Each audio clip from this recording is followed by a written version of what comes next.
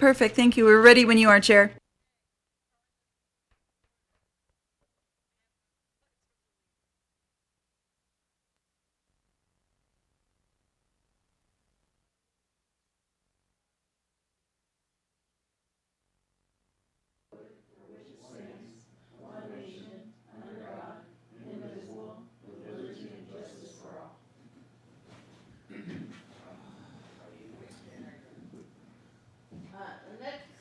Next item on the agenda is roll call. Commissioner Zanino? Present. Commissioner Morali? Here. Commissioner Davis? Here. Vice Chair Anderson? Here. Chair Gonzalez? Here. All present. Great. So next is the public communications. This is the opportunity for the public to speak on anything not listed in the agenda. There is no one in the audience. Is there? Do we have a Zoom today? We do have Zoom, but we have no participants at this time, Chair.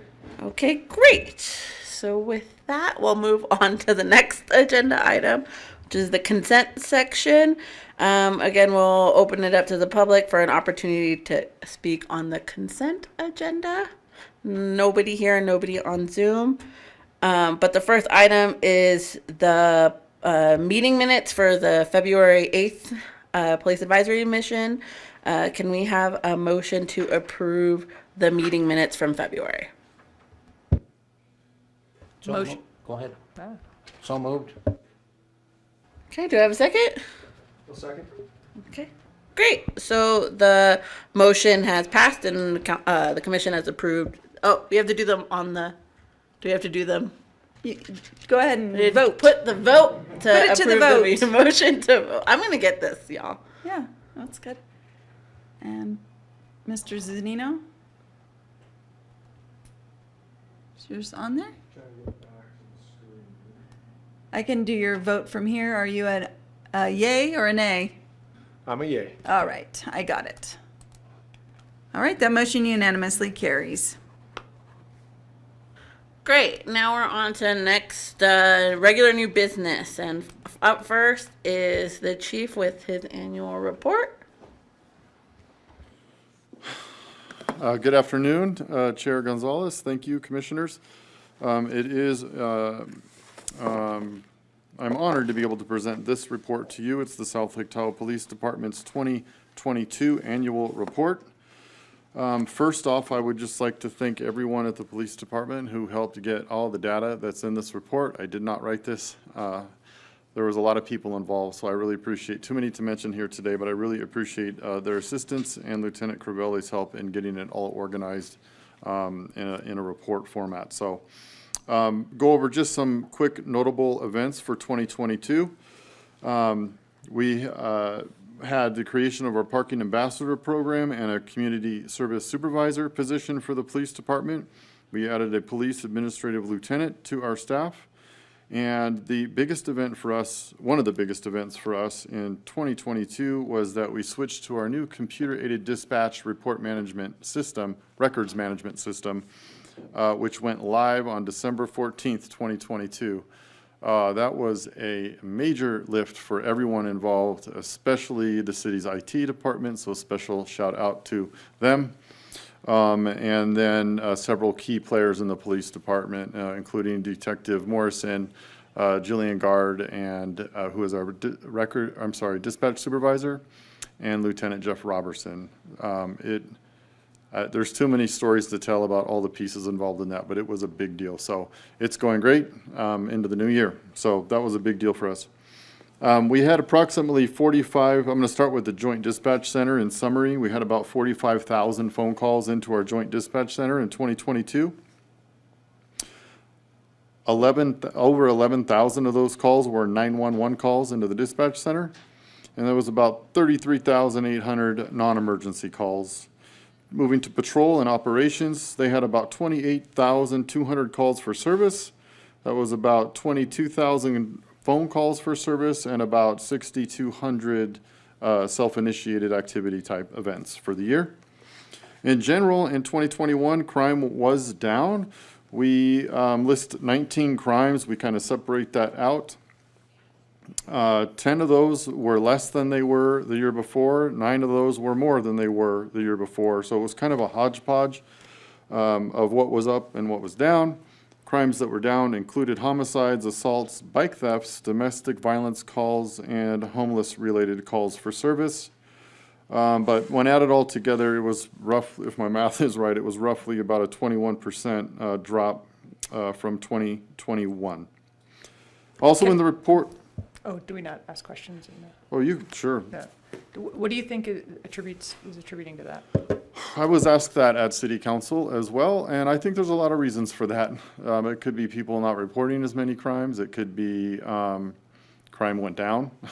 It could be, I wasn't sure if you kind of had a sense of what. yeah, I think it's probably a little bit of everything. I sense a little bit of maybe like people not reporting the smaller crimes because they don't think anything will happen or won't the crime, but that's something that's been around for a long time in my career. The domestic violence data was interesting to me. It almost got cut in half, so I was like, how do we drop 50% in domestic violence calls in 1 year? I mean, we're doing a good job, but I can't take credit, you know. So looking at that data a little bit, we do have our grant. We have that great partnership with Live Violence Free. We've had it for many, many years, and with a focus on domestic violence investigations. But anyway, I don't know. I can't provide an answer. Sorry. That's okay. Let's see, where was I? If you like data and stats and think traffic collisions are cool, there's a ton of information about traffic collisions in the city. I think the data is interesting. It breaks them down into primary collision factors, collisions by month, by day, by time of day. If you want to figure out when not to drive through the town, there are the safest times to drive through the town. I think that data starts on around page 11. In regard to the support division, assigned cases were up. We had 861 crimes that were forwarded to detectives for follow-up and investigation. And then with our community service department, community service officers, one highlight from that department, they issued 3,814 administrative citations. Most of those were parking citations, the bulk of it, which was a little over 3,600 parking sites, and which generated 490, basically $500,000 in revenue in 2022, which was up from 150,000 in 2021. So, Chief, let me ask you a question. Yes, sir. Where were most of those tickets issued? most of them were down in the State Line area, including the parking garage, Bellamy, and Heavenly area. So the parking lot at, I don't know if we're allowed, I don't know what to call it anymore, Heavenly Village Park, the old Rayleigh's parking lot, and then up around Heavenly. And then probably behind that would just be because of the winter snow sites all over town when we were able. Yes, sir. That concludes my summary of the report, and I'm available for questions. I had a clarifying question. You said that 861 crimes were forwarded to a detective. Can you explain what requires forwarding to a detective? Sure. Basically, crimes that are going to get follow-up investigations, so things that aren't completed by patrol. So it's the big ones, assaults, sexual assault, child abuse cases, major thefts, major burglaries, well, assaults including homicide, things like that. So crimes against people, crimes against children, domestic violence, all those calls go to the detective division, crimes like that. And I think this was the first year you all had the reporting that you were required by California to do on race and demographics. Yeah. Is this captured in the report at all? No, so I was gonna get to that on the other one, but I'll cover it right now. So that was, our stop data or RIPA data, that was due on April 1st, 2023 for our department. That data was turned in. It's a very long story. The data was turned in. As far as I can tell, the state hasn't produced a report on the data yet, and I'm told it could take through maybe the end of the year before it's released or available in any digestible data information. So it's not, it just got turned in, so it's not available yet. Yes, sir. Do you have reports how many cars were towed for snow removal and cited? No. Okay. I could get that information, I just don't have it, okay. Yeah. And when I said citations, that was just parking tickets, that doesn't, tows are separate, because they're not a ticket, it's a tow.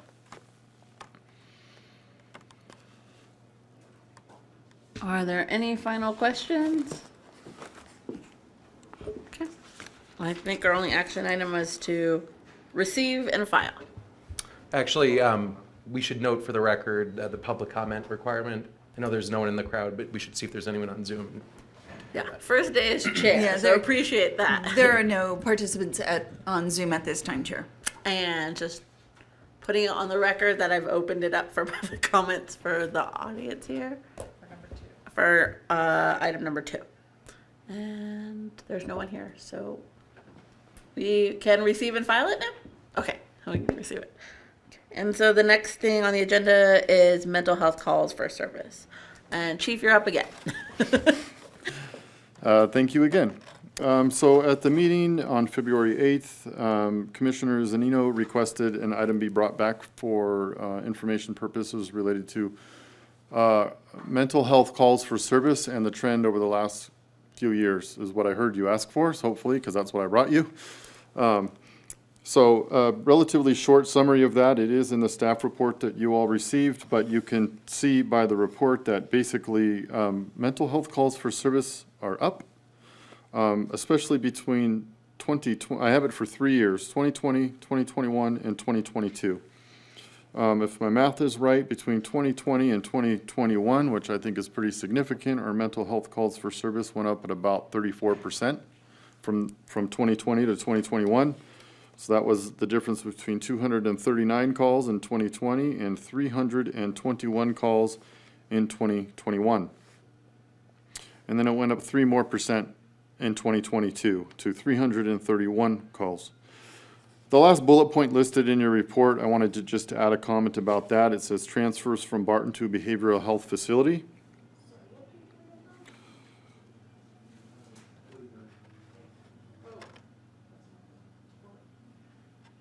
Are you there?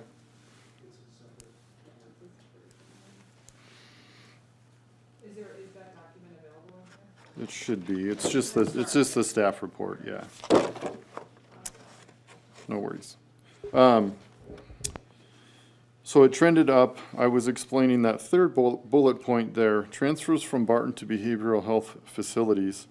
The number is higher on some of these than the actual reports taken, and that number is derived from transfers from Barton to a mental health facility. So those people may have gone to Barton without police even knowing they went. So it includes people who went to Barton on their own for help or brought in by family members.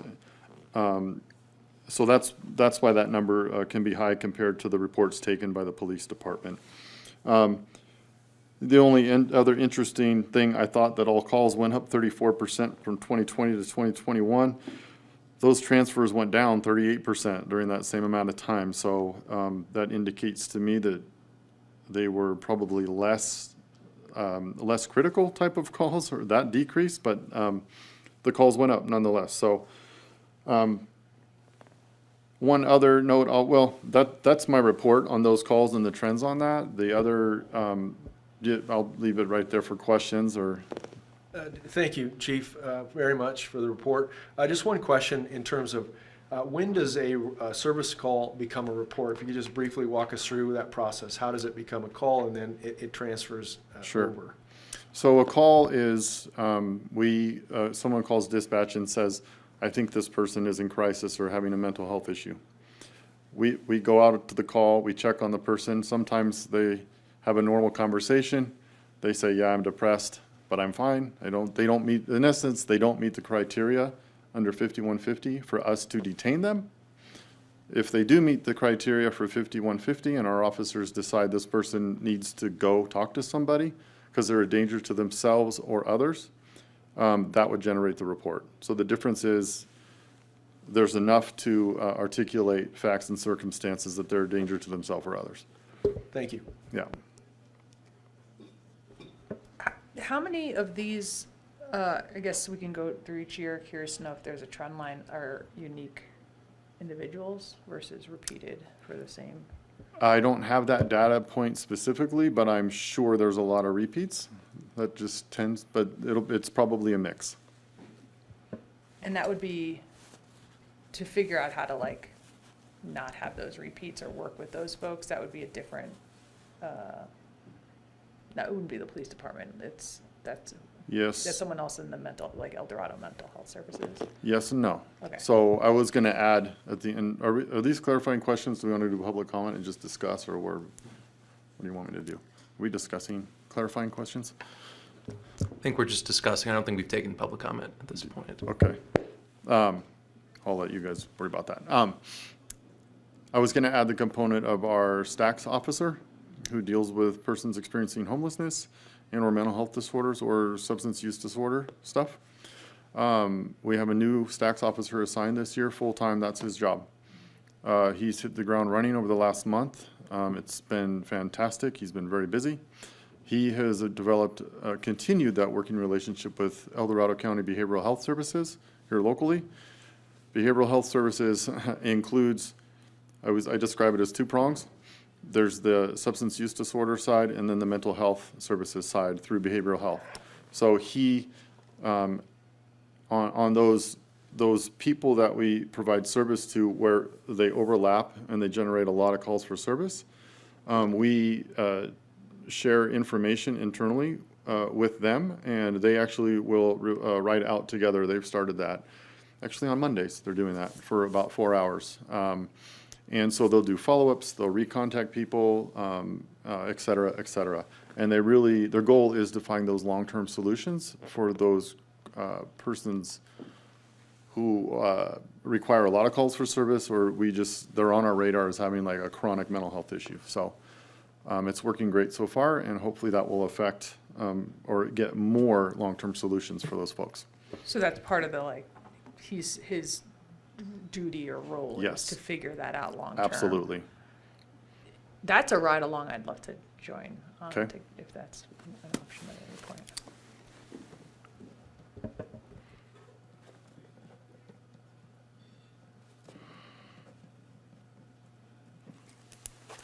I have a question in terms of if you can tell based on all these calls now, we're up to 331 on them, if there's any trends on, I don't want to say causation, but like if you can attribute, are a lot of the people unhoused, or are they housed? Can you tell if there's like other root causes that seem to be contributing to the mental health calls? I mean, I know you said there's some substance abuse, but are there other trend lines you're seeing with these? It's a very big question. I don't have the data specifically on that. As a police officer, I will speak in generalities. Not all people experiencing mental health issues are homeless by any means. We have a lot of housed people who have mental health calls for service. There certainly is a correlation between people experiencing mental health issues and they are experiencing homelessness. So we see that crossover a lot.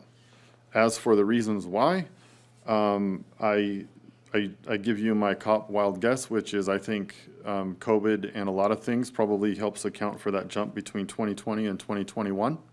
It's 34% is a pretty significant increase, and I've heard anecdotally and or through news stories that that's kind of what a lot of the rest of the country saw during that time. Other than that, the reasons why and actual causation, it's beyond, it's above my head, like clinically, what's causing this, I don't know. We don't really dive that deep in because we're not the doctors, so. Of course, I think I was just trying to get some correlations, if there's anything in Tahoe that like the city at large maybe needs to address to help and support this outside of having, the stacks department or otherwise. So I was more exploring just your anecdotal evidence Yeah. or things that you've seen on the ground. As far as services, again, we have a great working relationship with El Dorado County Behavioral Health.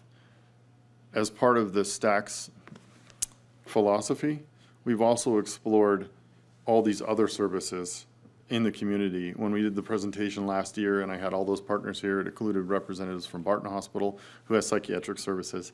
There's private providers. There's other nonprofits like Tahoe Youth and Family Services that provide services. There's a lot of people out there to provide those services. And wherever we can, wherever, we try to be a leader in that, since we don't provide that service, but we try to help make those connections for that population that just has a lot of calls. And do you find that those other support services, because they're all great locally, have sufficient resources to support this work when you call and ask, I guess? I just, I'm trying to get Yeah. a sense of like the larger support networks that law enforcement has to.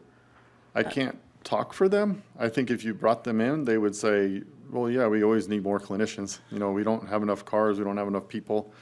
But that's just me speaking in generalities. It would be, having said that, I feel like at least for county mental health here, or behavioral health, definitely they've been able to hire people since the last couple of years. I think we've all been struggling to catch up. They've been very responsive and eager to participate. So I'd have to ask the other agencies that, so.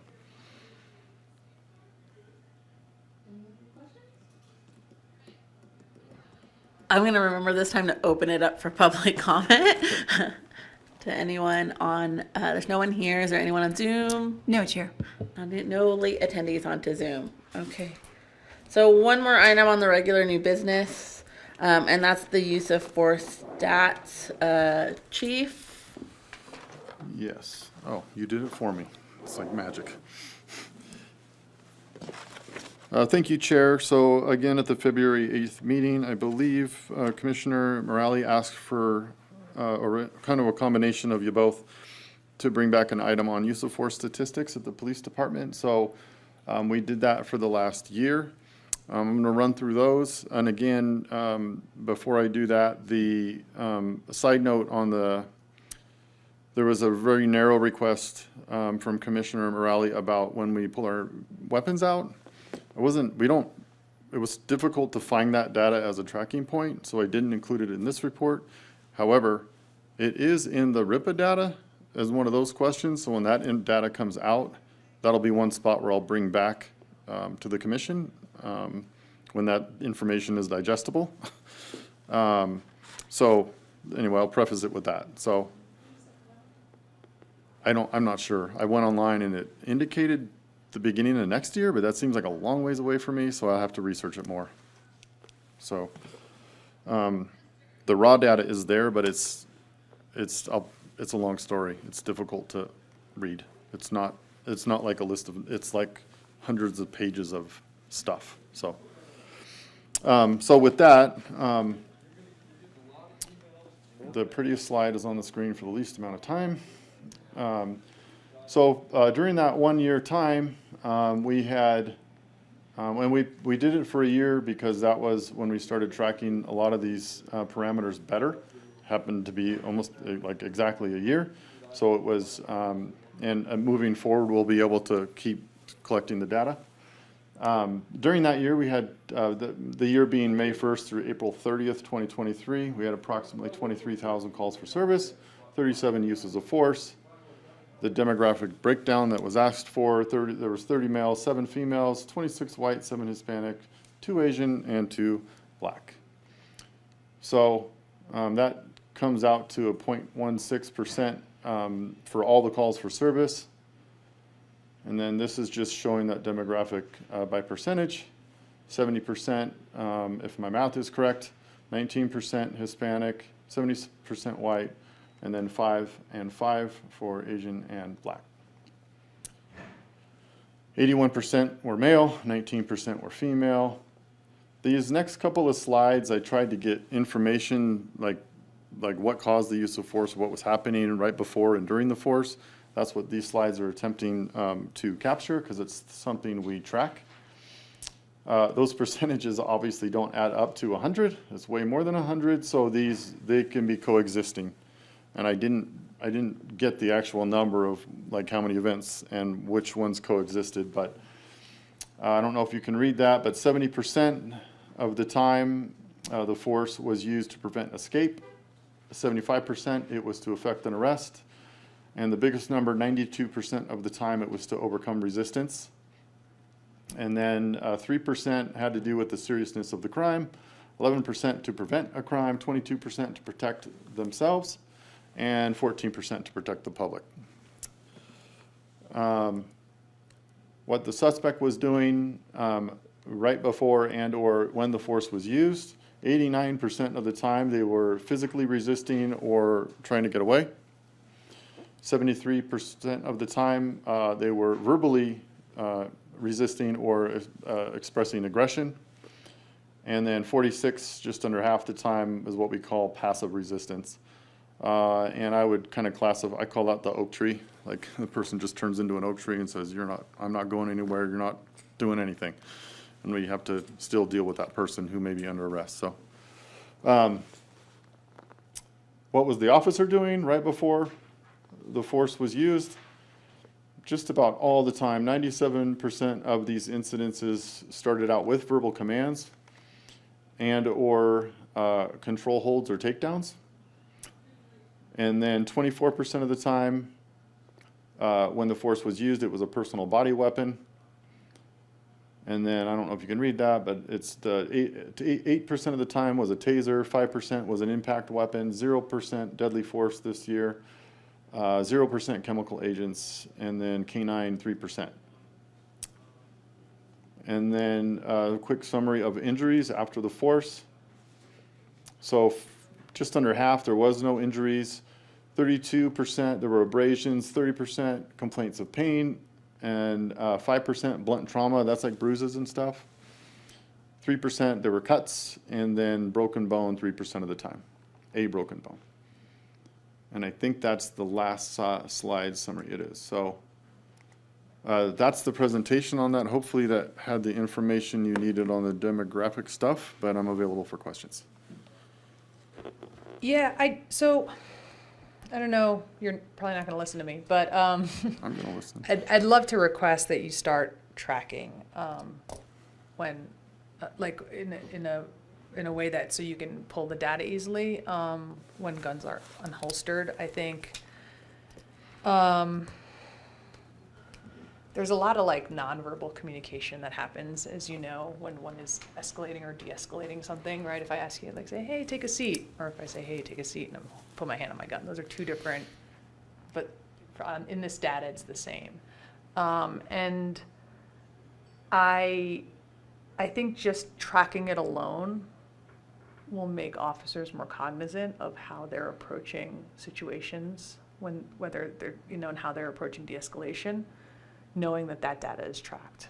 And I think there is value in that, but I can't make you do it. But I think it's just the fact that you're like, hey, we gotta pull it, like just knowing that it doesn't exist easily is a bummer, yeah, in that sense, you know. And again, it is going to be tracked through the RIPID data. It's hard to explain, but the RIPID data had to be delivered to DOJ in a very specific format. It's not part of our normal CAD system. That's the best really long story I can make short, and I'm not a computer person. Yeah. But the questions are there. Was your gun unholstered, weapon used, things like that. I don't remember the exact specifics, so it will be there. I expect my people to tell the truth, so hopefully we'll be able to get that data. Just going to have to bring it back when we get it. Cool.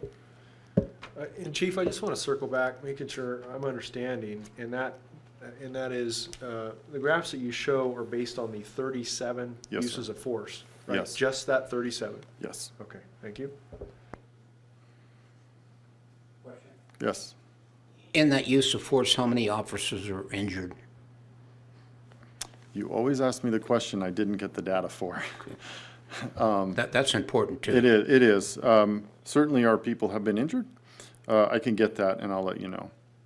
I don't have it today. I mean, I think of the 1s and 2s and 3s and 4s over the year when I know our people went to the hospital and saw doctors and things, but I don't have the number off the top of my head. I think the one data point that, kind of triggers me a little bit is the overcoming resistance. on that with 92% of the 37. I mean, I'm pleasantly surprised that there were only 37 calls that have been defined this year with use of force, but this 92%, I guess my question is, what does overcoming resistance like mean, and how is that defined? And is there a standard that your department uses to kind of define what is the line for overcoming resistance? Yeah, so, I mean, in general, it means exactly what it says. So a summary is you ask someone to do something, then you tell someone to do it, and then you make them do it. That's a really short story. If we're gonna arrest somebody and we have to get them in handcuffs and we have to get them into the car and we have to get them to Barton or the jail, there's a process. And it can take a long time. It can be as simple as turn around, put your hands behind your back. Overcoming resistance means that person said no, or said nothing, or turned into the oak tree, or turned and ran, or did anything but what we asked them to do. And that resistance can be long and sustained, or it can be really short. So someone who's angry and agitated might get a simple non-pressure applied control hold. I used to do that all the time. And what I mean by that is I moved in close, said you're under arrest, got that person in one of our trained control holds. I didn't have to apply the pressure. Then they complied. But at least I'm there, because if they didn't, or they turned and tried to run or tried to fight or do anything else, at least I'm in a position of advantage. That's one small example. But it really is that general. Whatever that resistance is, it's not doing what we ask them to do. So that's probably why it's 92% of the time, because I'm more interested in why were we using force the 8% of the time when they weren't overcoming resistance, but I'm being facetious. But anyway, does that answer that? Yeah, and you raise a good point for a question that I maybe want answered later, is that 8%, to figure that out. The other thing is, I was wondering if this data for you helped provide any, I guess, explanation or anything, any trends you noticed among your force. Like, did you notice more use of force with certain officers, or other officers who were more successful in other manners of controlling potential suspects? It's something we watch for. In fact, this program, I said we started tracking this stuff, it's really meant to do that. It's meant to provide us training input, like, are we failing at certain situations, or people keep encountering? Do we have one person who's constantly getting involved in those incidents? Speaking in generalities, nothing leaps off the page at me, but it's certainly something that we're paying attention to. I want my people to be safe, I want them to be acting appropriately, and I don't want anybody getting injured. So injuries are not just suspects, but my people. We have a lot of downtime from on-duty injuries, so it's certainly something we're trying to avoid.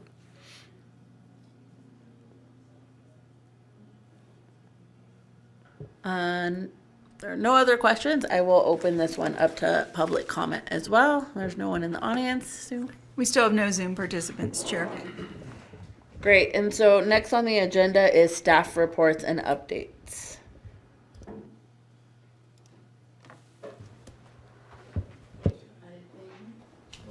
I don't have any updates at this time, Chair. Chief?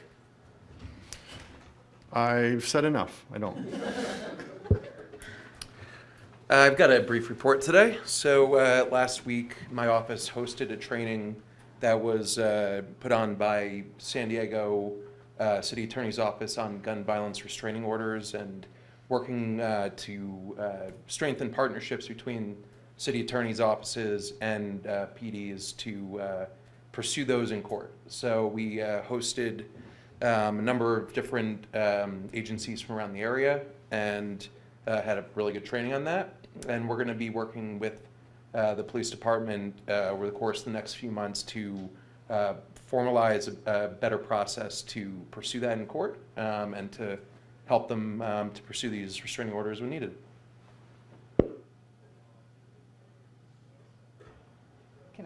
Yeah. Am I allowed to ask a question? That's what I was going to ask too. We can ask questions in this part, right? Yes. We should keep it limited without it being a full agenda item, but I can briefly respond if you have questions. Well, you don't have to answer if it's too much, but that sounds great. So is the idea that it's tough in this moment to get a restraining order, like the threshold is high and this is trying to figure out how to lower that threshold, or the ways in which one can, or what's the? Well, without going too much into it, just in this, without it being an agenda item, there's been recent changes in the law that have made it easier to obtain such an order. So we're trying to take advantage of changes in the law that allow for that. So like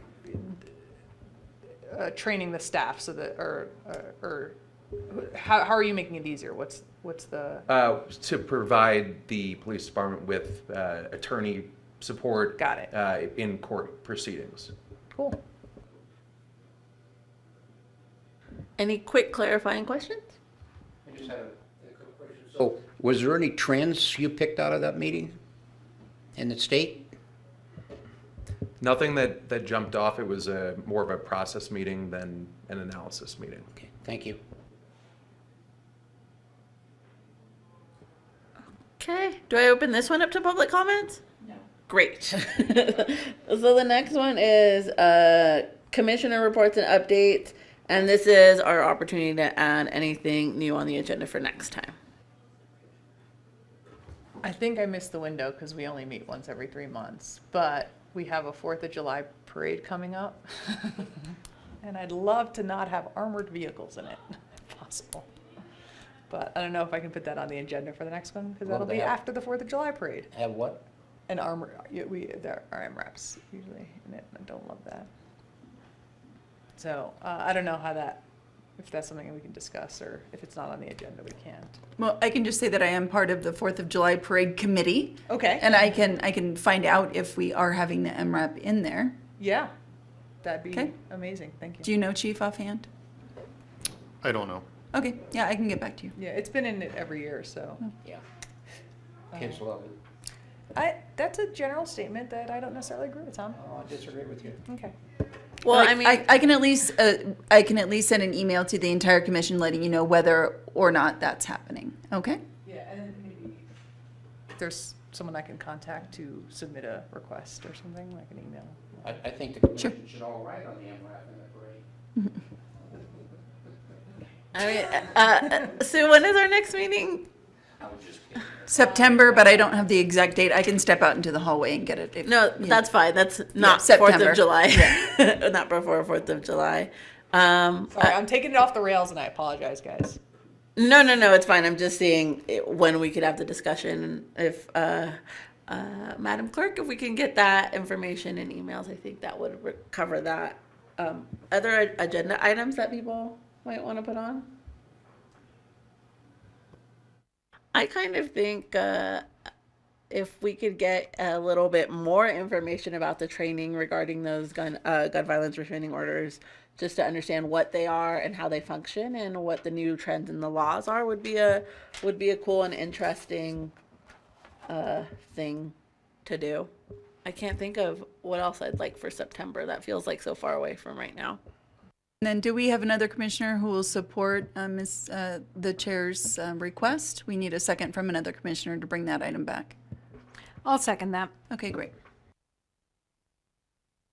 So, but we can email agenda items as they come up. No, it would need to be brought up here, and then a second from another commissioner. We need to do that in the public forum. Got it.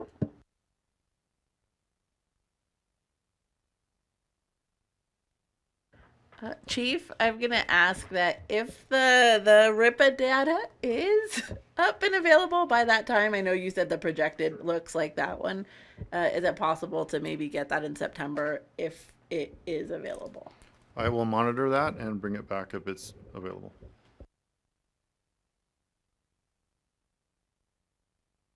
Do we need a second on that one, if that one was just part of extension of this report that the chief said he would bring back, or? Get a second. They're gonna second it. I'll bring it back. Just to be on the cautious side, we might as well get a second. Okay, a second?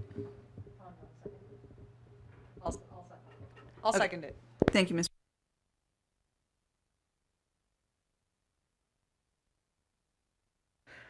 Are there any other agenda items that we want on here this time? No future ones? Okay, well then, in that case, it doesn't look like you have to open up this one to public comment. Nope, right? No. Okay, great. Then we can adjourn, right? Thank you. Gavel it. All right, thank you very much.